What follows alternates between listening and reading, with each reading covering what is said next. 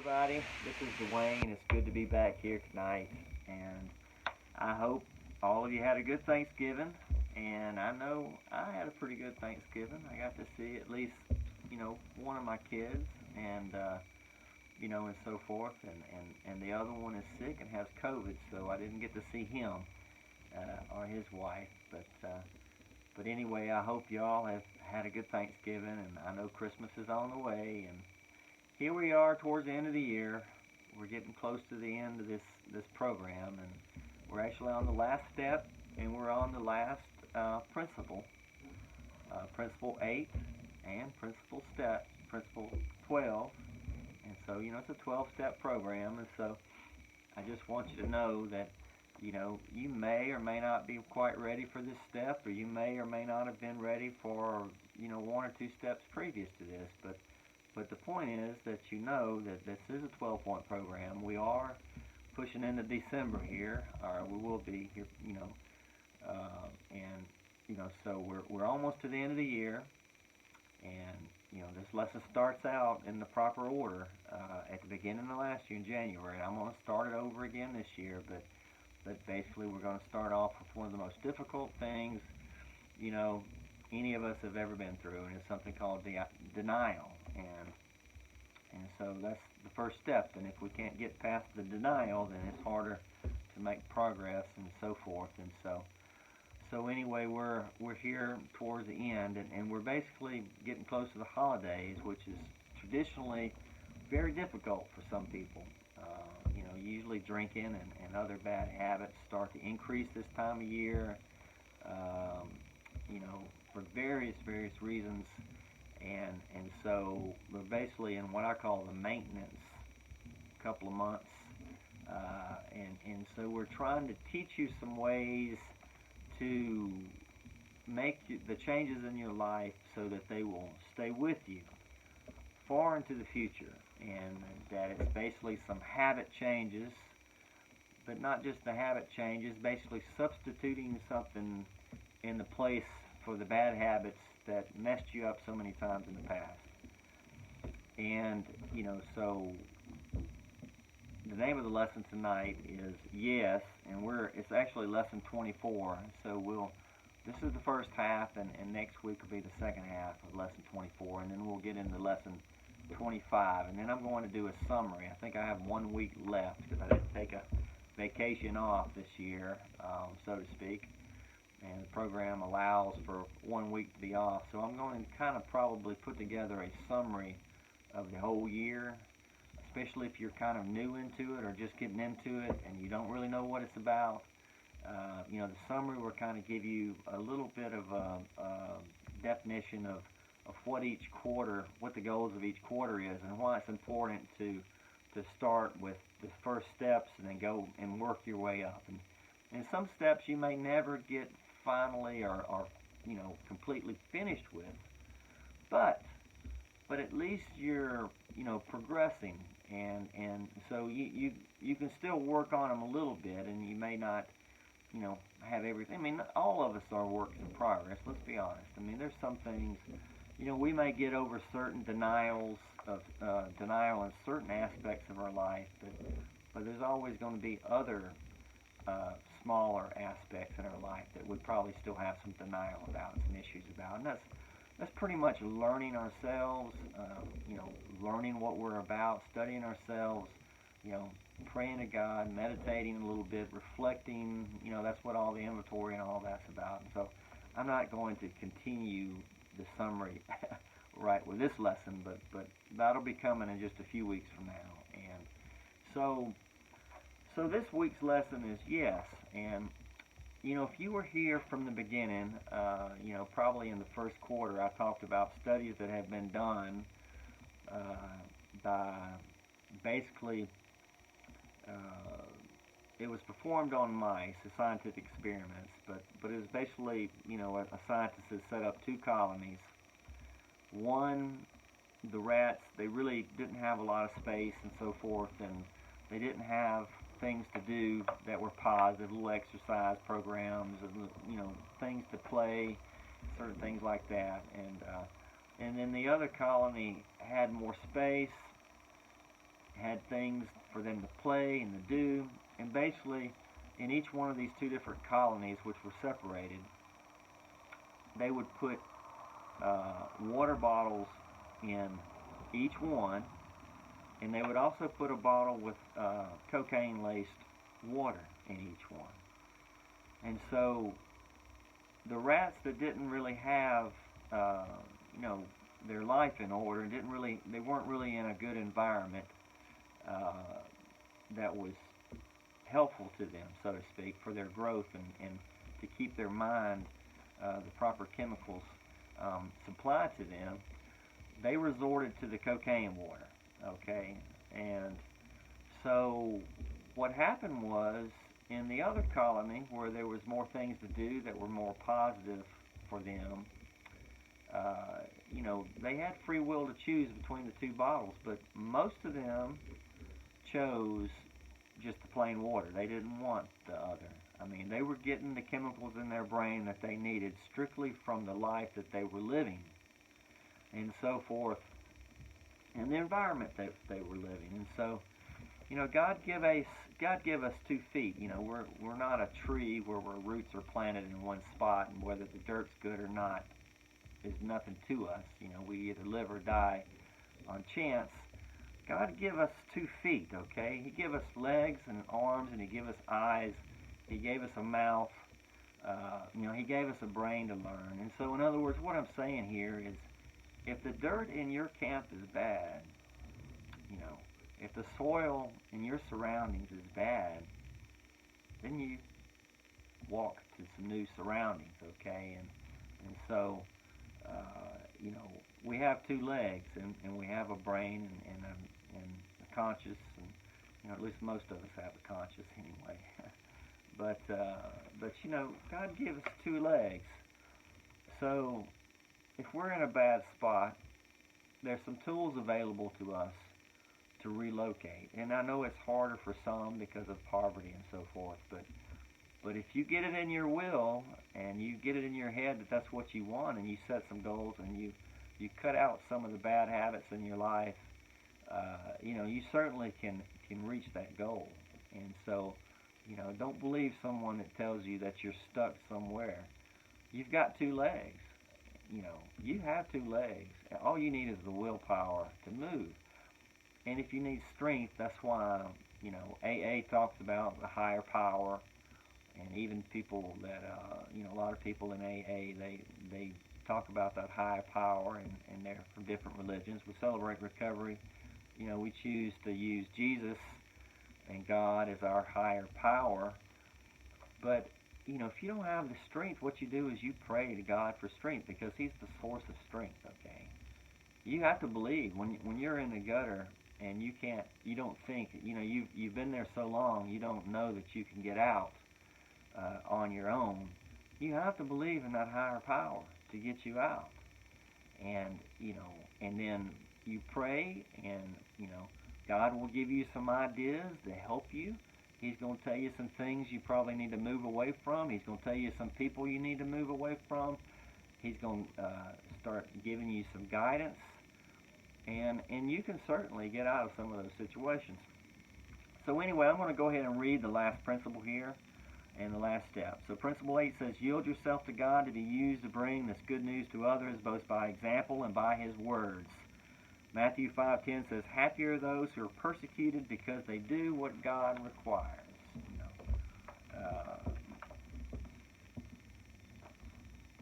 Step 12 says, having had a spiritual experience as a result of these steps, we try to carry this message to others and to practice these principles in all of our affairs. Brothers and sisters, if someone is caught in sin, you who live by the Spirit should restore that person gently. Gently, remember that word gently. But watch yourselves, or you also may be tempted. That's Galatians 6:1 again. Now, you know, you might ask, what is persecuted because they do what God requires? Well, you know, if you're in a situation where you have a lot of bad habits and you're hanging out with a bad crowd that's probably doing drugs or doing something that's really, you know, destructive in your life and destructive in the proper family roles and so forth in your life, then, you know, there's something called crabs in the barrel syndrome. So when you first start doing better, some of your old friends that are still doing the old stuff, they're going to get jealous or whatever it is. They're not going to like it very much. And so they're going to persecute you and probably call you names and tell you that you probably think you're better than them. I mean, they'll do all these kind of different things. And they call it crabs in a barrel because the example is that when you have crabs in a barrel of water, one tries to crawl out, right? So he says, I got to get out of here because I have a sinking feeling something's fixing to happen. It's not going to be good. I think there's a fryer over there, and I think I've seen someone get cooked in that thing before, and they weren't very happy about it. So I'm going to get out, okay? I mean, I'm not going to die. I'm not going to die, so I'm going to crawl out. So, here's this crab. He's crawling out, right? And so all the brothers down there, they see their buddy crawling out, and they say, if we're going to fry, you're going to fry too. Or if you're going to boil, if we're going to boil, you're going to boil too. So they drag that crab that's trying to get out right back in there with them. So they all basically are suffering together. But they're all equal together because they're all in the barrel. Because, it's a certain psychology there.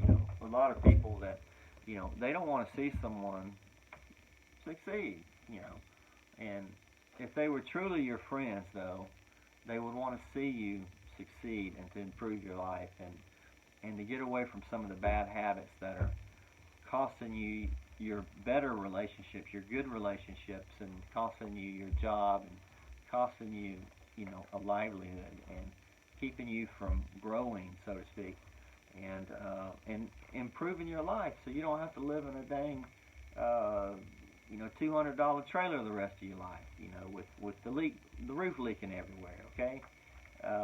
So anyway, like I said, if you're not ready for this step on yes, and I know last week and the week before it was on give, and this week's on yes, and we're going to get into that in a few minutes, but if you're not ready for this, still listen and contemplate what I'm saying here.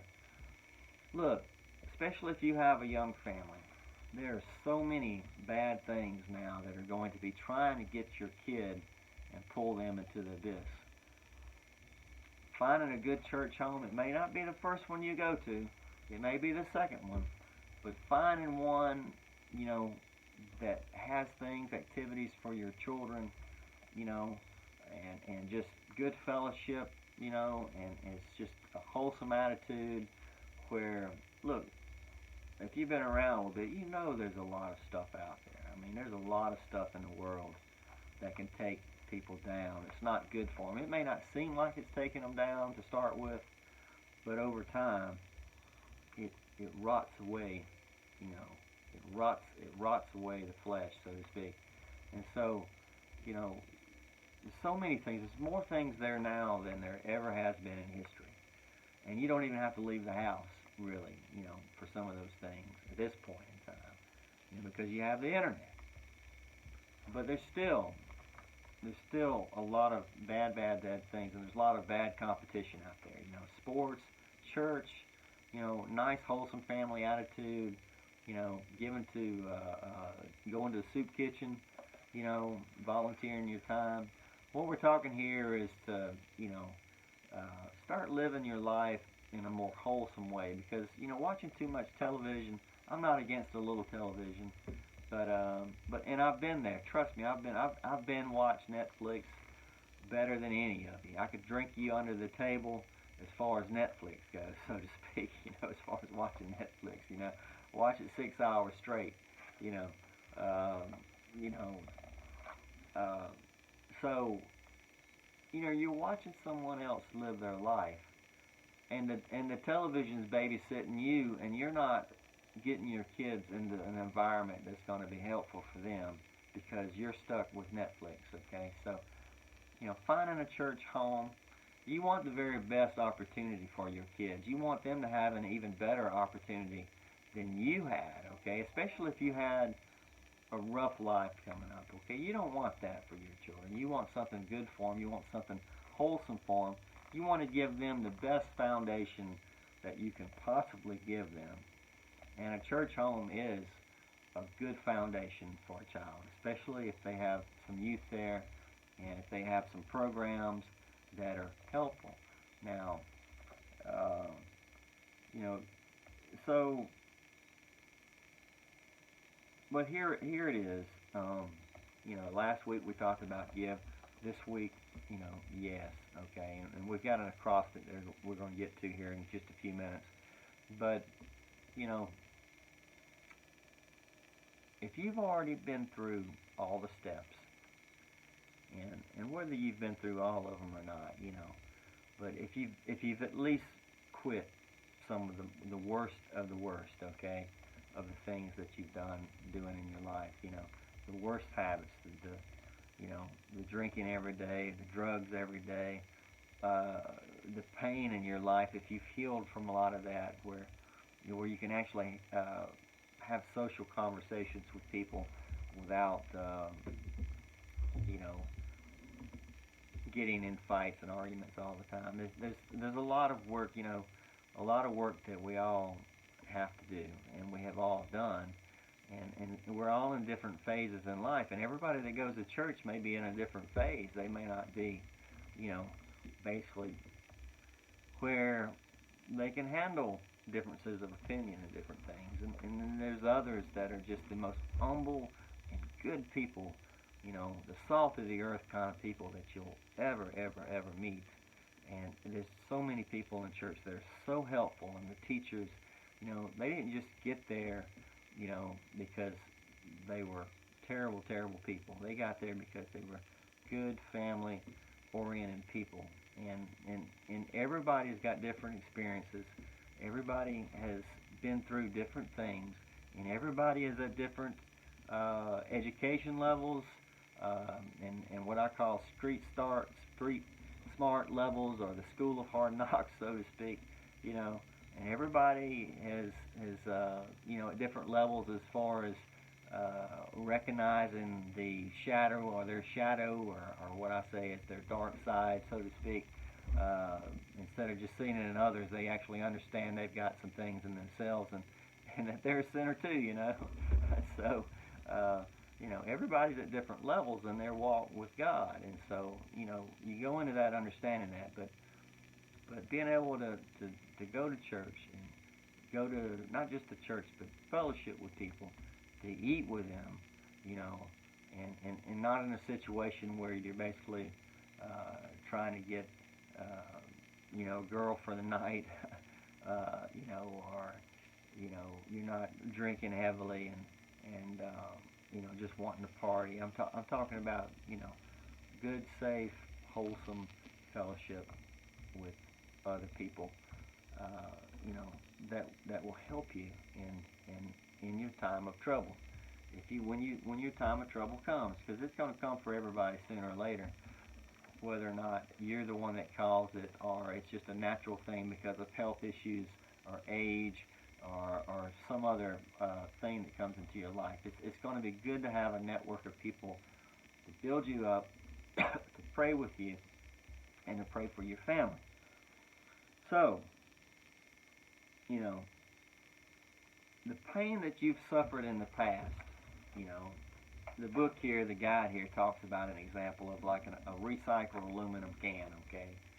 So, you've got all these experiences. You've done some things. I mean, some of the things were good, and some of the things were just downright bad. I mean, bad. And it was a continuous cycle of bad, and you have fallen into some traps, because you know by now, especially if you've recovered and you've went through the denial phase, and you're over denial, and you know what all that's about.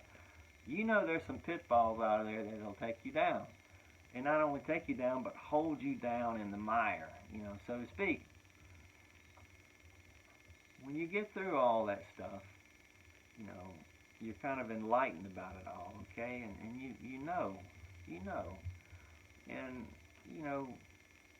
I'm just saying that you have something to give, and those gifts that you have, what you thought was such terrible things that you did, and that happened to you by others, did things to you, those can be, if you have the right attitude about it, you can turn that into gifts to help people, younger people, you know, that have no one to sponsor them or mentor them, you know, and they're just, you know, maybe their parents are broken up, or maybe their parents are watching Netflix 7 hours every night and just let them do whatever, whatever the case, you know. I mean, people need people need, to hear what you've been through, and you can help. You've got the experience, you've got the knowledge now. If you're at that place where you've already been through all the steps, you're at that knowledge where you can really help some people.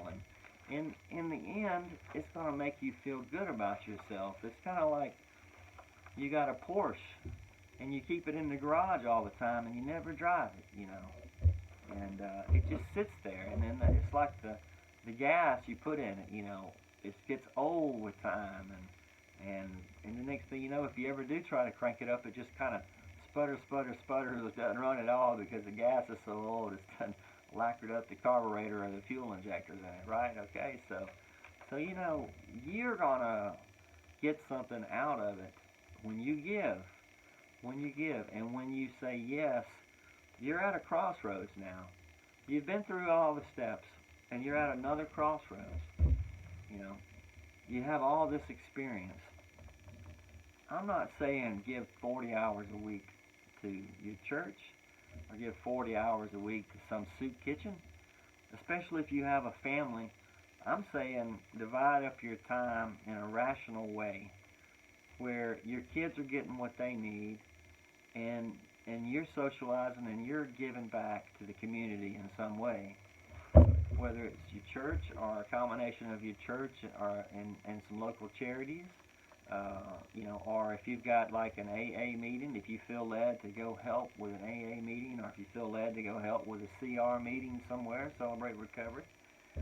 Even if you're just a door greeter, man, just coming up to a door and there's someone there smiling, saying hello and how you doing, it makes somebody that was probably incredibly nervous coming, it makes them feel like, they're at home, okay? And so, and it kind of takes the edge off, so to speak, because, they're going into, it's hard for people, that you're going to see a bunch of strangers, and it may be hard for you, and maybe that's one reason that you're not going to church, because you don't really like strangers, or you're an introvert, or whatever, and it's not that you don't like strangers, it's just, it's just that some people don't like being around strangers, and there's other people that there's not a stranger in the world to them, and so, anyway, we're going to go ahead and jump into this acrostic here, and, before it gets too late. Well, I tell you what, I think we're going to skip the acrostic this week, and I'm going to cut off the video here in just a minute, and then we're going to do this acrostic for yes in the next lesson for next week, okay? But look, let me see if there's a verse here that I can read to you real quick before I go, okay? Alright. No, we're going to skip that until next week. So look, I'm glad you had a good Thanksgiving. At least I hope it was a good Thanksgiving. I hope you were able to be around some of your family, either in person or on the phone, and that you had really good experiences. And I hope that you've learned how to have gratitude about even the small lessons in your life, or the small blessings in your life. And I hope that, hope you continue to grow. And I hope you continue to, get a sense about you where you sleep good at night and you feel good about things, and that you've got God in your life, and that you get over some of the hurts and the hang-ups and the habits that you've had to deal with for so many years. And praying for you every week, and I hope you have a good one, and I will see you next time.